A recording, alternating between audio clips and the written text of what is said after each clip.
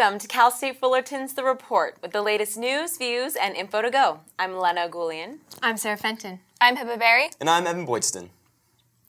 Today we will start by discussing some hot topics, including the continued debate on gun control and the argument for and against simulated terror drills. Beyond our discussion, we have reports on current campus news and events such as the Battle of the DJs and the University of California joining Bill Gates' Clean Energy Coalition. And finally, we conclude with local and national news coverage on a local power plant teardown, the climate change conference in Paris, and a local National Guard armory opening its doors for the homeless. But first, we'll begin with our segment called Hot Topics. On Wednesday, Saeed Rizwan Farouk and Tashfeen Malik, a couple from the Redlands area, opened fire on a holiday party taking place in the Inland Regional Center in San Bernardino. The couple was armed with assault rifles, 2 handguns, and more than 1,600 rounds of ammunition, so reports the Huffington Post. Farouk and Malik were also wearing masks and tactical gear. The mass shooting is now the deadliest shooting in America in recent years. It has left 14 dead and 21 others injured. The shooting has reignited the debate over gun control.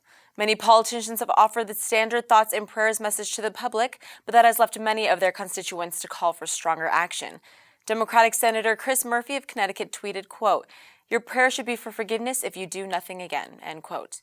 And said in a news conference Thursday that, quote, "Members of Congress don't get elected to send out sympathy tweets," end quote, so reports ABC7. However, San Bernardino Mayor Carrie Davis said people are the ones who do the killing, not the weapons. What is the best course of action for elected officials? Are stricter background checks a viable option, or should more be done? I think that goes without question. Obviously, there needs to be stricter background checks because there's not the steps that they take to do the background checks. I know that it's not you.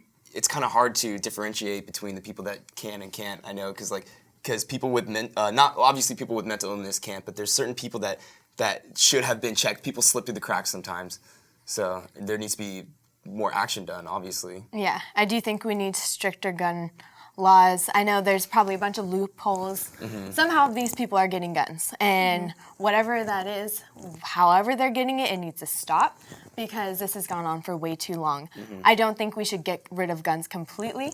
I think the public should be educated on how to use guns. We shouldn't be afraid of guns because if you're in a situation like this, a good person with a gun can go against the bad person with the gun. And then hopefully less casualties. Yeah. Mm-hmm. See, here's the thing though, because guns are here now. They're here to stay. It's not like Europe where they just started earlier with getting rid of guns, and we unfortunately we're down this deep hole where we can't. It's hard to get out of. So what we need to do is obviously like more education and whatnot. Guns are here to stay. Who needs an assault rifle? None of that. That needs to go, obviously. And then after the day of the shooting, I was on Twitter because I wanted to see what the presidential candidates would say. And I noticed a pattern between the Democrats and the Republicans because the Democrats mainly focused on the action part.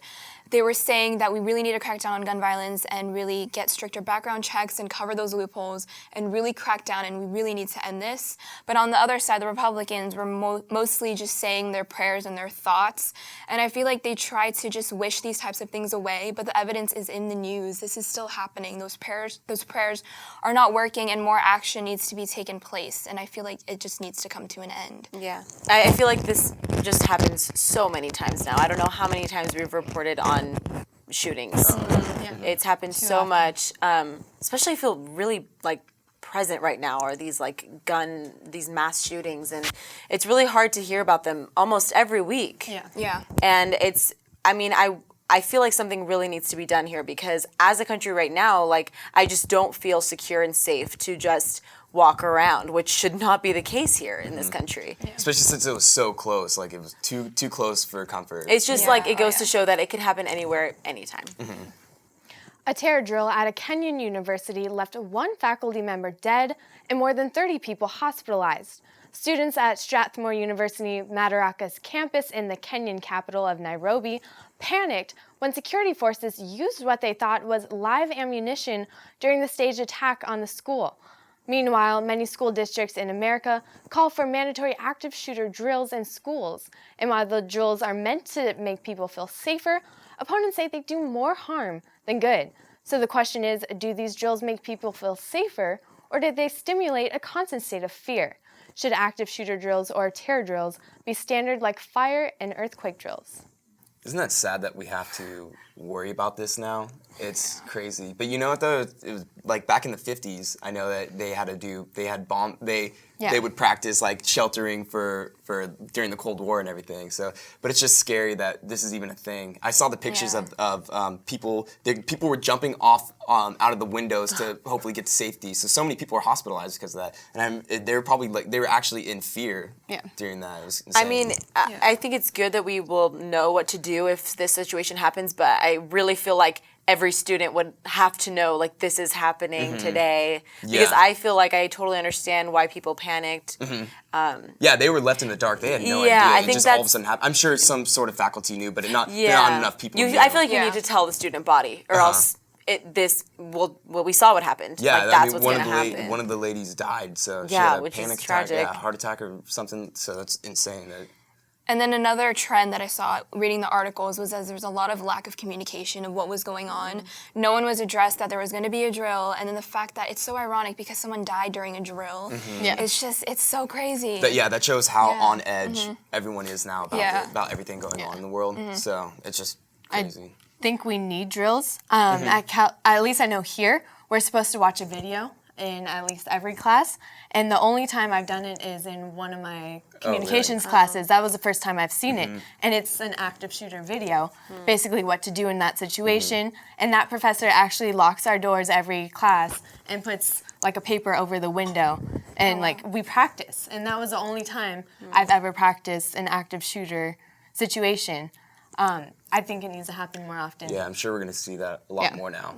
Yeah, as long as the student body and the faculty are aware of it, then I think it's a good idea.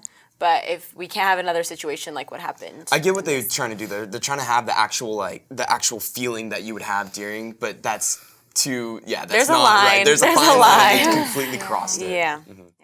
The Los Angeles Times reports the University of California has joined a private fund headed by Bill Gates and other billionaires, which will invest in the development of large-scale carbon-free solutions. In a conference call on Monday, Gates said the fund will be staffed by scientists and financial experts and will consider a wide range of investments, including biofuels, solar and wind power, in efforts to capture carbon emissions from fossil fuels. Janet Napolitano, president of the UC system, said the decision to join the Gates Group is a reflection of the university's mission as a public institution, as the UC has pledged to become carbon neutral by 2025. The LA Times reports the university system will invest $1 billion through the fund over the next 5 years.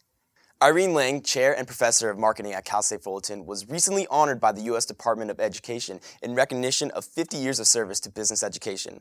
Lang was awarded the International Trade Administration's Certificate of Appreciation in October in Costa Mesa.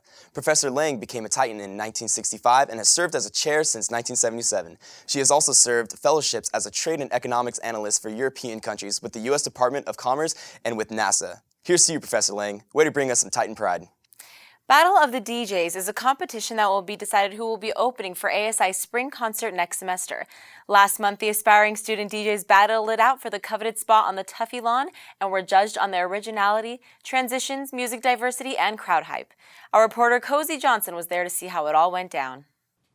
The stage behind me is being set for the Battle of the DJs. The winner of this competition gets to host the Spring Concert 2016. Let's talk to a few people.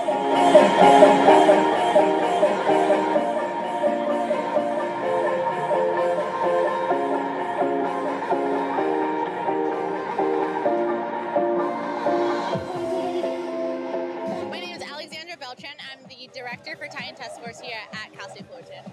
And what's about to take place behind us? So actually right now we are having our Fully Fest Carnival. It's a spirited event so students can get pumped up for the rest of the semester. And then Battle of the DJs is also taking place at this moment, and the winner of Battle of the DJs gets to perform at the ASI Spring Concert.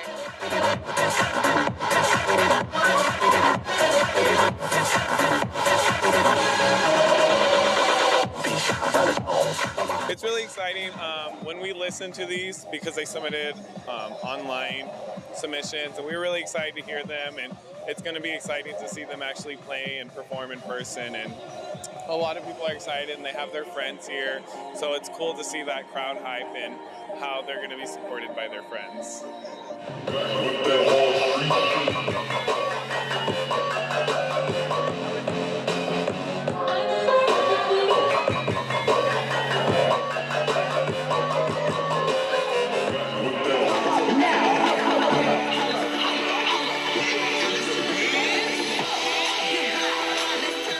Austin Boyd. And how are you feeling about the competition about to start? I'm feeling good. I'm nervous, but I'm just out here to have fun. It's gonna be a good time. And what do you love about DJing? I love the hype. I love the energy. It's just being on stage is the best feeling in the world.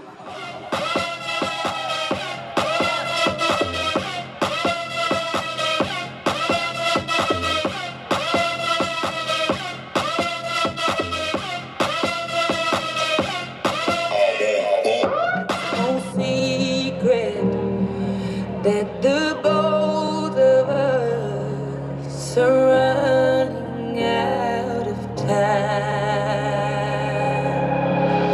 So hello from the other side. My name is Henry Finn. And how are you feeling about the competition about to start?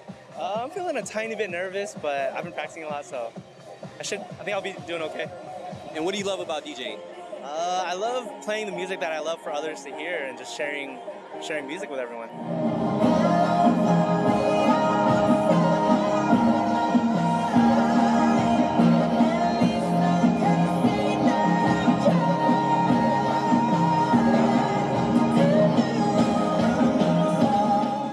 My name's Christian Muniz. And how are you feeling about the competition about to start? You know what? I mean, honestly, I'm just happy to be here. I'm one of the top 4. It's cool. These guys are really cool. They have a lot of talent.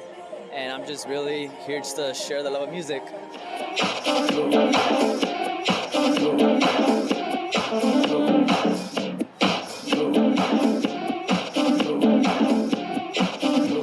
I hope you guys enjoyed that as much as I did. I'm Cozy Johnson Jr. Back to you guys. The all-night study program begins next week in the Titan Student Union.